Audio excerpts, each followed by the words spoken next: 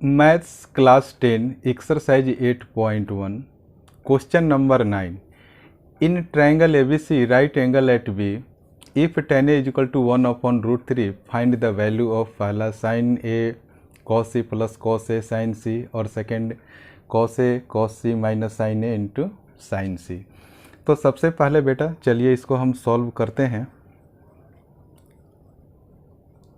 बेटा ये इस पार्ट को हम लेकर चलेंगे। कह रहा है कि if tan a equal to 1/3, तो सबसे पहले आप लिखिए कि tan a इक्वल टू 1/√3।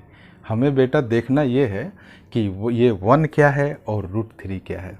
तो tan a इक्वल टू क्या होता है, tan थीटा का फॉर्मूला क्या होता है बेटा, लंब बटे में आधार यानी कि परपेंडिकुलर अपॉन बेस। तो हमारा सबसे पहले ये जानना है कि कौन परपेंडिकुलर है कौन बेस है। तो इसको जानने के लिए बेटा हमें एक राइट ट्रायंगल बनाना पड़ेगा। तो चलिए हम एक ट्रायंगल बनाते हैं।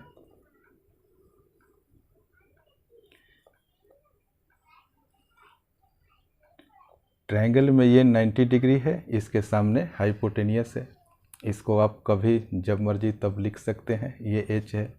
तो अभी बेटा क्वेश्चन आप पढ़िए ध्यान से कि इन ट्रायंगल एबीसी, अब इसका नेमिंग करेंगे तो कैसे करेंगे। कह रहा है कि right angled at B, B वाले पार्ट पर बेटा राइट एंगल है, तो ये कंफर्म है कि ये बी हो जाएगा। और यहाँ पर देखिए बेटा ये tan a का ये वाला जो पार्ट है ना वो एंगल है। आप यहाँ पर a दे दीजिए या आप यहाँ पर a दे दीजिए, कोई दिक्कत नहीं है। तो a b और ये c हो गया। हम इस चीज़ को देखते हैं कि tan a यानी कि a क्या है, एंगल है। तो a पॉइंट पर ही आपको ये एंगल लेना होगा। जब आपने इसे एंगल ले लिया तो बेटा ये कन्फर्म है कि इसके सामने वाली जो साइड है ना बेटा वो परपेंडिकुलर ही होगी। तो आप इसे परपेंडिकुलर आप मानेंगे और ये परपेंडिकुलर हो गया, ये हाइपोटेनियस हो गया, तो कंफर्म है कि ये वाली जो साइड है वो बी ही है, यानी कि ये वाली साइड बी हो गई। तो चलिए बेटा अब आप देख रहे हैं कि ये 1 है वो परपेंडिकुलर है, ये 1 क्या है, परपेंडिकुलर है। तो परपेंडिकुलर ये है तो हमने यहाँ पर 1 लिख दिया। और ये √3 क्या है, देखिए ये बेस है, तो बेस आप यहाँ पर √3 लिख दीजिए।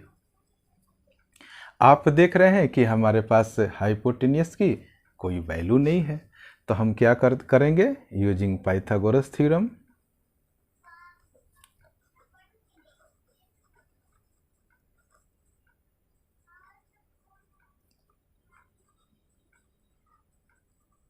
हम क्या करेंगे बेटा, हाइपोटेनियस इक्वल टू क्या होता है, ये सबसे बड़ी साइड होती है और ये क्या होती है, इनका सम यानी कि बेस का सम प्लस बेस का स्क्वायर प्लस परपेंडिकुलर के स्क्वायर के सम के बराबर होता है।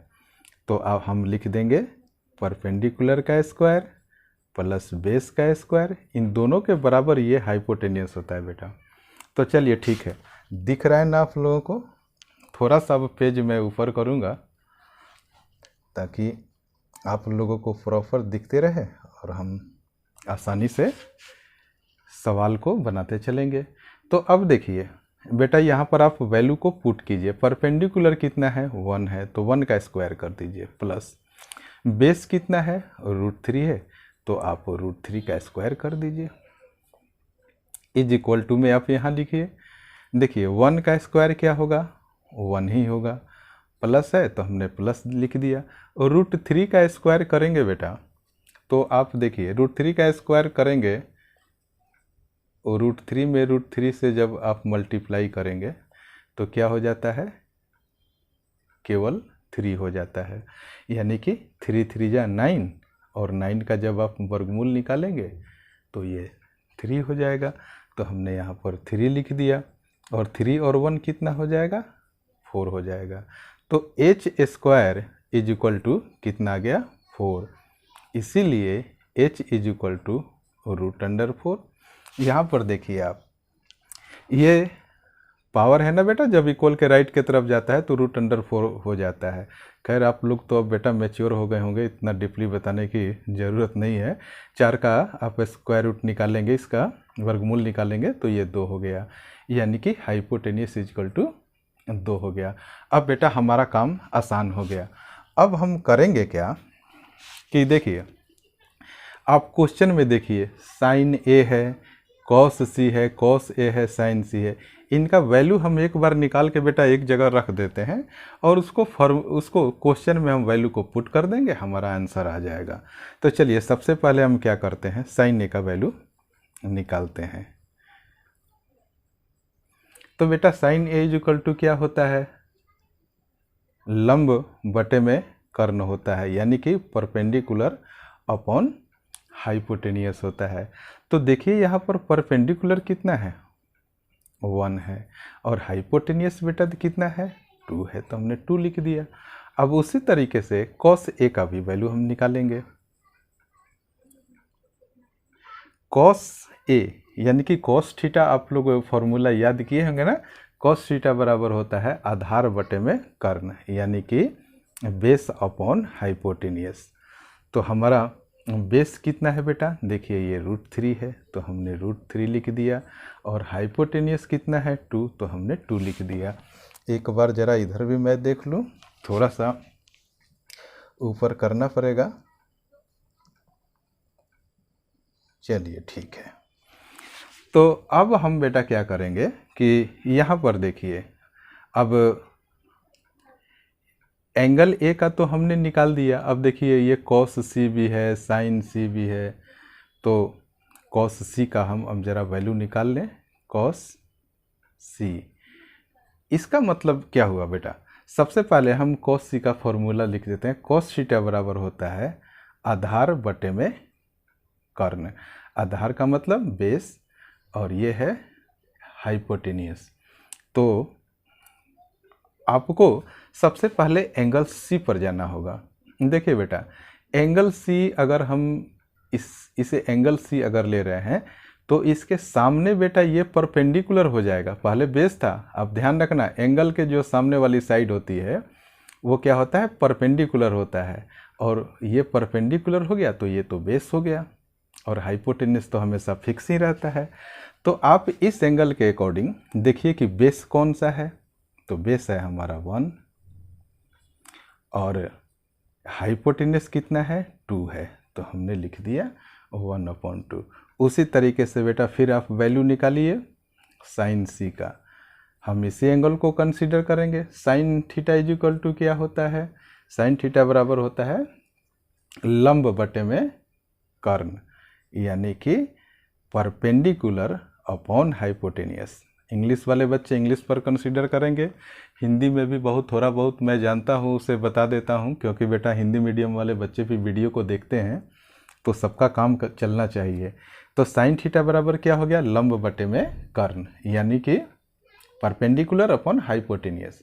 तो परपेंडिकुलर बेटा क्या है, इसके सामने वाली जो साइड है वो परपेंडिकुलर है, यानी कि √3 हो गया, और कर्ण कितना है बेटा 2 है, तो हमने यहाँ पर 2 लिख दिया। अब बेटा हमारा काम काफ़ी आसान हो गया। अब हम क्या करेंगे, क्वेश्चन को लिखेंगे और क्वेश्चन में वैल्यू को पुट कर देंगे। तो देखिए ये क्वेश्चन बेटा इतना तो दोनों क्वेश्चन में बनाना पड़ेगा, ये सेम ही है इसीलिए मैंने एक जगह बना दिया। चलिए पहला क्वेश्चन को हम लेते हैं, फ्रॉम क्वेश्चन यहाँ लिख देंगे। क्वेश्चन क्या है बेटा, साइन ए इंटू कॉस सी, यहाँ इंटू का साइन है, plus cos A into sine सी।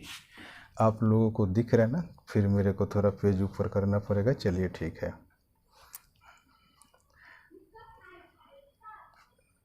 अब आप लोगों को बेटा इस वैल्यू से केवल अब मतलब रह गया है। तो साइन ए का वैल्यू कितना है, आप ज़रा नज़र दौड़ाइए यहाँ पर, साइन ए इक्वल टू 1/2, तो हमने लिख दिया 1/2। यहाँ पर मल्टीप्लाई का साइन है, इंटू है, कॉस सी देखिए, कॉस सी ये रहा, कॉस सी कितना है 1/2 है, यहाँ प्लस है तो हमने प्लस लिख दिया। कॉस ए, ये रहा कॉस ए √3/2, तो हमने लिख दिया √3/2। और यहाँ पर देखिए बेटा साइन सी है, तो साइन सी जरा यहाँ पर देखिए क्या है, √3/2, तो हमने लिख दिया √3/2। अब देखिए बेटा 1 में 1 से मल्टीप्लाई करेंगे 1 होगा, 2 में 2 से मल्टीप्लाई करेंगे तो 4 होगा, प्लस √3 में √3 से हम मल्टीप्लाई करते हैं बेटा तो 3 होता है, जैसा कि ऊपर हमने यहाँ पर बताया था ना। थोड़ा सा एक नज़र और देख लीजिए आप,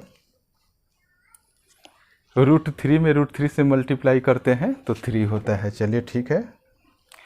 और इस 2 में 2 से मल्टीप्लाई करेंगे तो कितना हो जाएगा, 4 हो जाएगा। तो अब 4 का हम एलसीएम लेंगे बेटा तो 4 हो जाएगा, 4 से 4 में डिवाइड करेंगे 1 होगा, 1 में 1 से मल्टीप्लाई करेंगे तो 1 होगा, प्लस 4 से 4 में डिवाइड करेंगे तो 1 होगा, 1 में 3 से मल्टीप्लाई करेंगे तो 3 होगा, यानी कि 3 और प्लस 1 ये हो गया 4/4। इसको बेटा कैंसिल कर देंगे तो ये 1/1 आएगा, मतलब कि ये फाइनल आंसर जो है हमारा 1 आ गया। अब देखिए हम क्या करेंगे बेटा, सेकेंड पार्ट को लिखेंगे, मैं डायरेक्ट लिख रहा हूँ, आप लोग देख लेना उसको। कह रहा है बेटा क्वेश्चन है cos A into cos C minus sin A into sin C। अब देखिए आप cos A का वैल्यू पुट कीजिए, ये रहा cos A का वैल्यू कितना है, √3/2 cos A का वैल्यू है, मैं थोड़ा सा और ऊपर कर दूं, ठीक है। cos A का वैल्यू है बेटा √3/2, ठीक है जी। और ये इंटू का साइन है, मैंने लिख दिया cos C 1/2, तो मैं यहाँ लिख दिया 1/2, ये माइनस है तो माइनस लिख दिया। साइन A बेटा है, साइन A = 1/2 है, तो मैंने 1/2 भी लिख दिया, ये इंटू है यानी कि मल्टीप्लाई है। साइन C, तो साइन C देखिए क्या है, √3/2, तो हमने लिख दिया √3/2। अब आप क्या कीजिए बेटा, यहाँ पर लिखिए √3 में 1 से मल्टीप्लाई करेंगे, तो चलिए मैं नीचे लिख देता हूँ, √3 में 1 से मल्टीप्लाई करेंगे तो √3 होगा, और ये देखिए अपॉन में 2 से 2 मल्टीप्लाई करेंगे तो 4 होगा, माइनस साइन है तो हमने माइनस लिख दिया।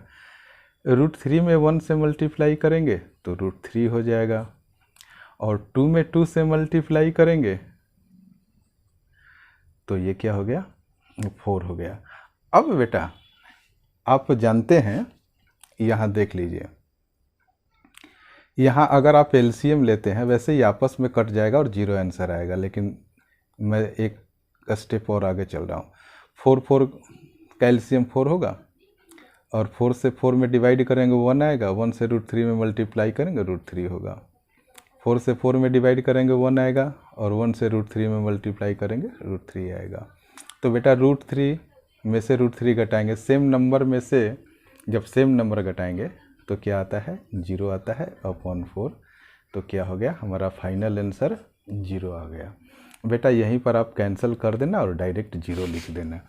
तो बेटा ये क्वेश्चन भी आप लोगों को हमने बढ़िया से समझा दिया। इस क्वेश्चन को आप लोग अगर समझ में नहीं आए तो एक बार देखिए, 2 बार देखिए, इसको समझिए, और अगर आप लोगों को अच्छा लगा तो इसे अपने दोस्तों में भी शेयर कीजिए। Thank you so much for watching this video.